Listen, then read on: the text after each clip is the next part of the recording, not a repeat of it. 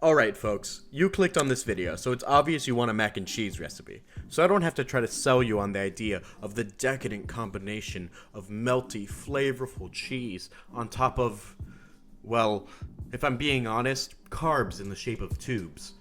But hey, we're also going to be adding breadcrumbs, so that's more carbs. Anyways, let's stop stalling. Roll up your sleeves if you got them, wash your hands, and let's get cooking. Start by filling a pot with a gallon of water and stir in 4 teaspoons of Morton's kosher salt. This should make it as salty as the ocean and will make sure that all the ghosts that live in the water leave.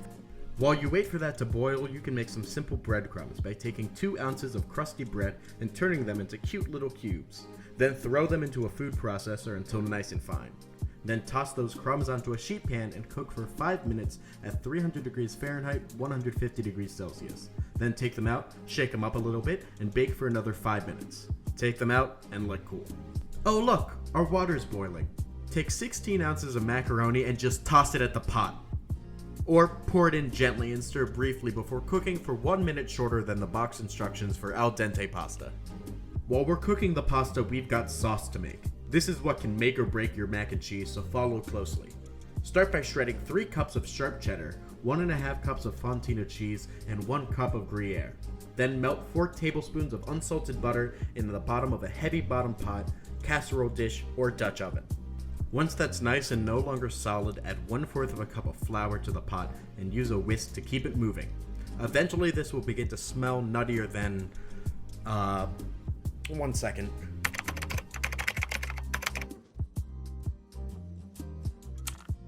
Nuttier than an Eddie Murphy movie that came out in 1996.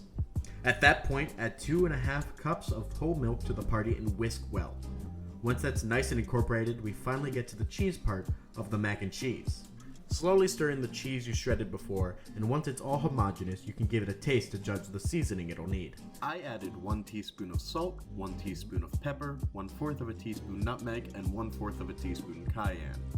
That right there is delicious cheese sauce. Or if you want to get extra fancy, you can call it Mornay sauce, but either way, it'll be delicious. Take the pasta and combine it with the sauce. Really mix it up well.